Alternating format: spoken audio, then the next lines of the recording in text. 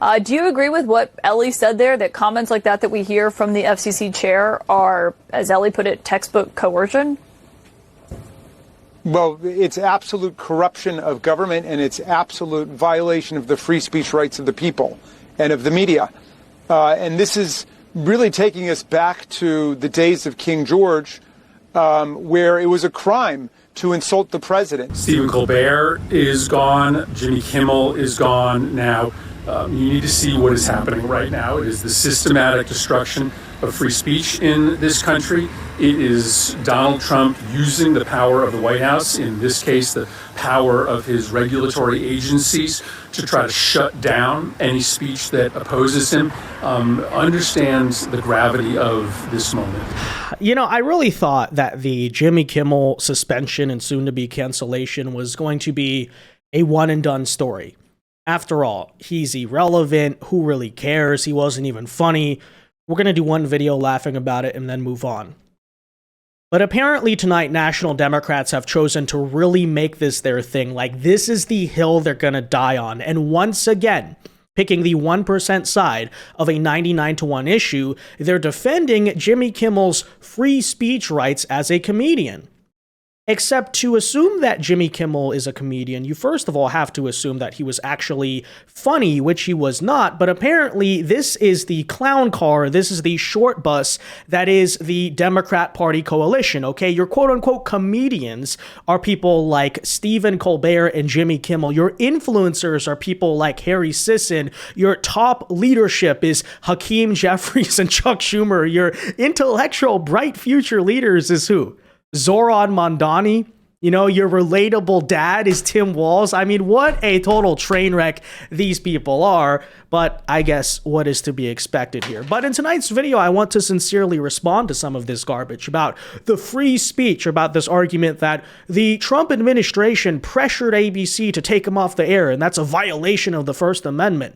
Not actually knowing how the First Amendment or the FCC works. And so let's get into this, okay? Because you're going to hear a lot of this garbage. And by the way, I even see some on the right wing saying, oh, this is a slippery slope. You know, if government abuses power like this, then the next time that Democrats are in office, they might, I don't know, try to ban Trump off of social media, throw him in jail, throw his supporters and send the FBI after conservative organizations. They might even try to take pot shots at him. This would be a really bad thing. We don't want that to happen, do we? Oh yeah, wait a minute. You know, there's a famous meme, actually. I just want all those people to keep in mind right now. Let me pull it up right now, as a matter of fact. And it is this right here, right? Here lies conservatism. Wow, imagine if the situation was reversed. Ladies and gentlemen, I want you to understand that we currently have the greatest opportunity, politically speaking, in a very long time to do things like, for instance, crush the organized left, talking there about Antifa and these far left organizations that have been brewing a domestic terror network here for many decades in this country. And some people are going to say, oh, that's an overreach. You can't do that, right? We also have an opportunity to, in a very much less serious sense, just take losers like Jimmy Kimmel off of the air because they're actually violating FCC rules. And people are like, no, you can't do that. You can't enforce the laws that are currently written on the books. And by the way, that is exactly what the Democrat argument is here tonight. You know, the rules, the laws, the FCC guidelines that apply to everyone actually shouldn't apply to us. And these people who have basically existed scot-free in America for a long time, being able to do whatever they want, are actually really shocked that current laws are being applied to them. And we explained why this is in the past video. We explained the whole FCC thing and why it was perfectly in line to say that Jimmy Kimmel was violating those rules, and ABC, if they kept him on the air, should have their broadcast license revoked. You could make an argument now maybe that should still happen, right? But nonetheless, we'll talk about this. So guys, do us a favor. If you enjoy our content, make sure you hit that like button down below and subscribe to the channel if you are new. Help support our work. We greatly appreciate it. And well, with that said, so let's just go over some of what you're hearing tonight from basically every single Democrat. Let's start with Mr. Harry Sisson. So Rolling Stone is now confirming what we all knew happened with Jimmy Kimmel's show. According to their reporting, executives at ABC and Disney didn't think Jimmy Kimmel said anything outrageous, but they feared retaliation from Trump. This is a blatant attack on free speech, and you can see they convened emergency meetings to figure out how to minimize the damage. Multiple execs felt Kimmel had not said anything wrong, but the threat of the Trump administration retaliation had loomed. Now, as usual with leaks, I'm going to assume this is not the full story here, right?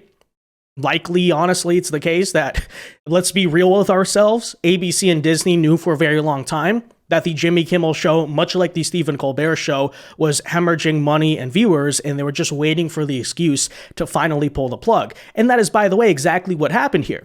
Even if you are to believe the idea that the Trump administration pressured here, okay, but if Jimmy Kimmel was a serious cash cow, you don't think they would have fought? You don't think they would have at least gone to court to keep him on the air? Heck, George Slopadopoulos, who is still now even at ABC, is there because guess what? He's a popular host. Why was Jimmy Kimmel such an easy decision? Let's be real about that. It's the same situation with Stephen Colbert, who they further said, comedians shouldn't be silenced in America for making jokes. Well, if they made jokes, maybe people would have watched and laughed. Oh, but they weren't. That said, let us address this argument once again, which is the whole thing over the free speech and how the Trump administration pressured this to happen. And by the way, I have no reason to believe that is not true. We actually covered in the last video how FCC Chair Brendan Carr went on the Benny Johnson show to discuss the very fact that, hey, if ABC doesn't fix this situation, the FCC may be discussing pulling their broadcast license. But what is the issue there? Because actually, as a matter of fact, as we explained, but we'll explain here again, they were completely in the right to threaten that. And you know why? Because contrary to all these arguments you're going to hear about the free speech, the First Amendment, actually, as a matter of fact, ABC, NBC, and CBS, those legacy networks and outlets, do not operate under the same free speech standards as you or I. That's actually the law. That's how it works. And exactly what we're talking about is the fact that these networks specifically, unlike, by the way, even Fox News, CNN, and MSNBC, they don't have them, but NBC, ABC, and CBS are allowed to have free public broadcasting licenses. They don't have to pay for private cable like everyone else through a special relationship with the FCC and the federal government. Part of that relationship, which one could argue honestly is outdated to begin with, it dates back basically to the 60s, but they have to act within the public interest. And what does that mean? It means a fair representation of viewpoints, for one. It means you cannot be overly biased in one direction or another. And yes, in the case of spreading a blatant and malicious lie, such as trying to say that the Tyler Robinson, the Charlie Kirk assassin, was some type of MAGA or right-wing type of person, those things, yes, all fall outside the bounds of the public interest. Here's the thing. Does Jimmy Kimmel technically have the free speech right to say that? Yes. But when you're operating on a special relationship with the government, there are restrictions. And by the way, this is nothing new. You are literally being lectured, guys, on the First Amendment by people who do not understand the First Amendment or free speech in America. Keep in mind, these are the very same exact people who think there should be laws that mandate you going to jail against hate speech, for instance. These are the same exact people who think that it's perfectly fine for the Biden administration to get the FBI to censor information about COVID. But similarly, this part is the violation, right? So, again, completely bad faith individuals here that we're speaking about. But nonetheless, there is a reason why, for instance, if you are a federal or general government worker, let's say you work at the State Department, you work at a federal museum, you work at the DMV, you're not allowed to wear political insignia to work while you're on the clock. And by the way, the same thing applies for instance, the U.S. military. Now, is that a violation of the First Amendment? Hey, I should have my free speech rights to express political views. Yes, you can, but not while you're working for the government. Why is that? Because again, you are actively serving the capacity, willingly and voluntarily speaking, I should add, of working for the government while you're doing that. The same is true of 501c3s, right? Nonprofit charity organizations who similarly are not allowed to use that organization to directly espouse political endorsements or contribute that donation money to political causes in order to receive their tax-exempt status and nonprofit status. Again, why is that? It's not because you don't have the First Amendment right to go out on your own accord in your own capacity and say whatever you want. It's that when you're receiving a special relationship, in this case, free public broadcasting licenses from the government, if you want to remain in that contract, much like any other contract, there are simple rules that need to be followed. And again, that whole public interest and fairness thing is part of that situation. That is why, essentially, again, what happened here is the Trump administration's threat. All they were doing is saying the FCC is actually going to enforce laws that Congress passed in the past. And for decades, frankly, a lot of these legacy outlets have been violating. I once again reiterate and repeat to you, the reason liberals are upset is because they're utterly shocked that the rules actually do apply to them. So with all that understanding out of the way, and the supposed pressure from the Trump administration clarified, because again, the pressure means they were threatening to enforce federal law. Oh no, the law. Oh, what? Whoa, that exists?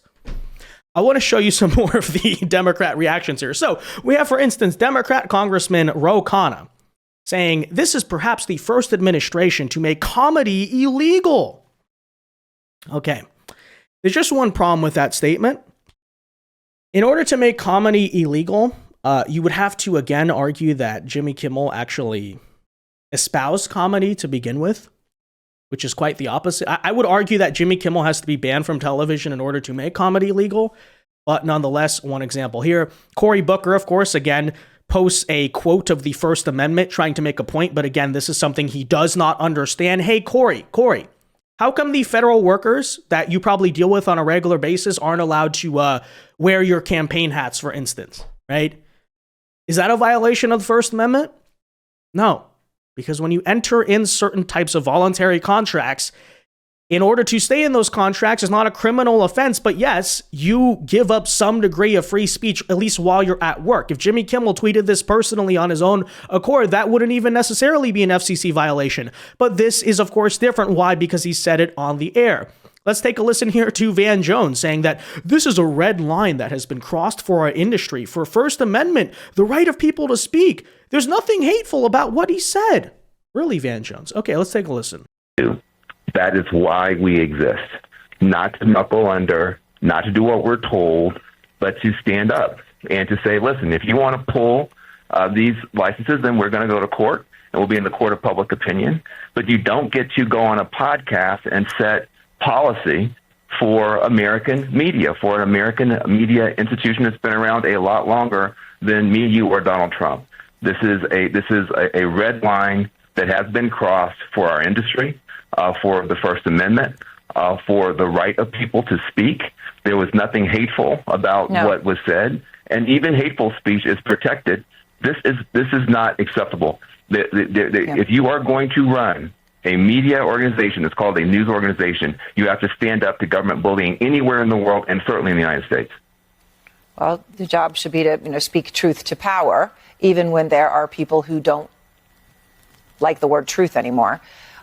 Okay, again, I don't want to re-explain myself with these FCC rule stuff that, by the way, doesn't even apply to CNN. So to even say you work in the same industry, I would argue is not all that accurate.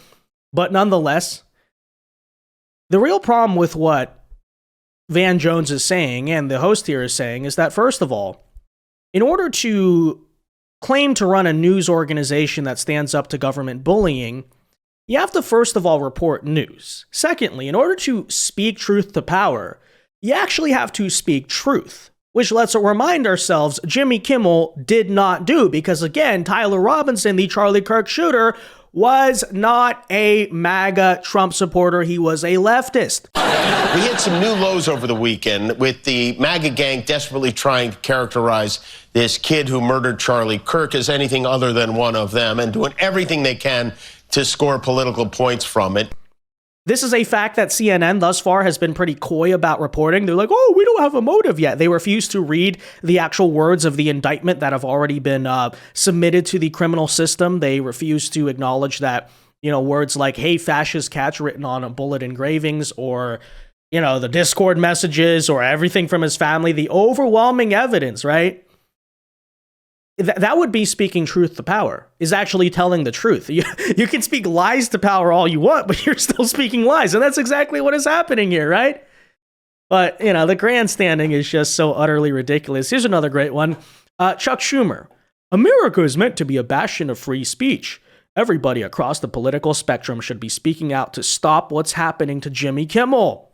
I don't know about you, Chucky. I'm having a fantastic day. Okay, I'm on the other side of the political spectrum, and I am saying that I'm speaking out. I'm saying that Jimmy Kimmel should be fired permanently, and heck, maybe the ABC license should be revoked anyway, frankly. But, this is about protecting democracy. This should go to court. Hilariously, people have brought up past statements by Chuck Schumer himself, so let's read those. Quote, Tucker Carlson has spewed rhetoric that echoes replacement theory at least 400 times on his show since 2016. This is a poison being spread by one of the largest news organizations in America, Fox News. They need to stop spreading dangerous, racist lies and conspiracy theories. Oh. So you mean to tell me, guys, let's get this straight, that the political party who spent the last 10 years trying to censor political speech is actually being really disingenuous when they cry about the censorship of political speech? Mind blown, right? Mind blown. Chuck Schumer, though, furthermore, used his official congressional power to write the following. To Rupert Murdoch, direct Tucker Carlson and other hosts on your show to stop spreading false election narratives and admit on air that they were wrong to engage in such negligent behavior from Hakeem Jeffries and me. Oh, so it's almost like you did the exact same thing, right? We don't care about your slippery slope because you already did every dirty trick in the book. This is what Democrats are really fearful about, We actually tried to warn them back then at the time of the second and third order consequences of what might happen as they try to impose their authoritarian crackdown on people in the United States. And then guess what happened? The pendulum swung back in the other direction. And now that we are here, ready to, fully enact the mandate, they're saying, no, the slippery slope, too late. It's too late for that conversation, okay? That conversation, you should have listened to yourself like 5 years ago, okay? Now the horror, the tragedy, the horrific incident is going to happen where unfunny comedians are being taken off of the air instead of people on social media who are telling the truth. Here's another one, by the way, from the official Democrat Party. Legalize comedy. Free Jimmy Kimmel. Of course, as I responded here, in order to legalize comedy, you'd probably have to literally imprison Jimmy Kimmel. Okay, so, just ridiculous. Gavin Newsom says there's no such thing as free speech under Donald Trump's reign. Again, keep in mind, this is not only the party who banned Trump off of social media. This is the exact California governor who, anyone remember this? He tried to make AI memes illegal. He literally tried to pass that as a bill in the state assembly. Now it got struck down because after all, it was actually in violation of the First Amendment, unlike any of this, right?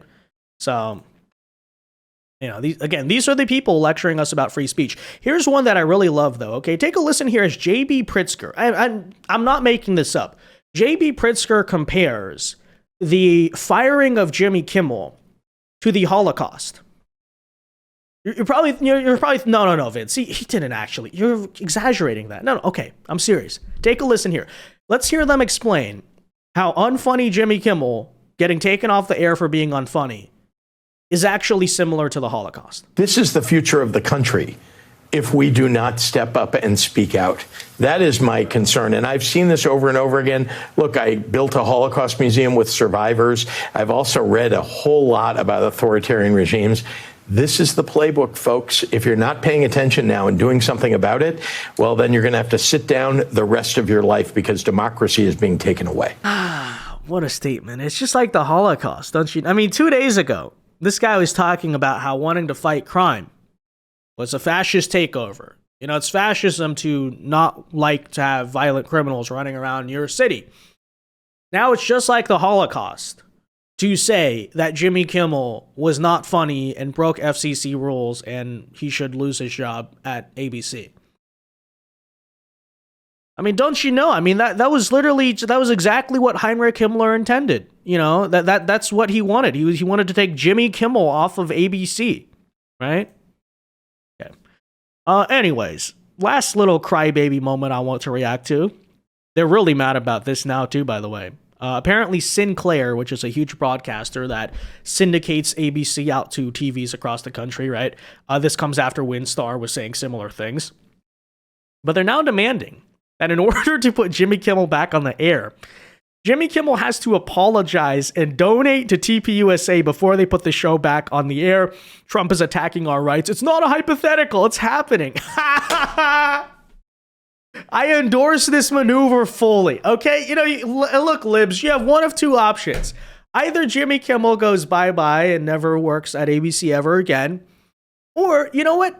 Part of me wants to see it more where he's like, he has to go on air to keep his job and apologize and then send money to Turning Point. I mean, what? Clap it up. Shout out to Sinclair. This is hilarious. And, are you kidding me? This is the Holocaust. Literally, that's what they think. This is the Holocaust. That Jimmy Kimmel has to say sorry. Okay. But anyways, with that said, guys, let me know your thoughts on this nonsense in the comment section down below. Be sure to leave a like on this video, subscribe to the channel if you are new. And until next time, God bless and peace.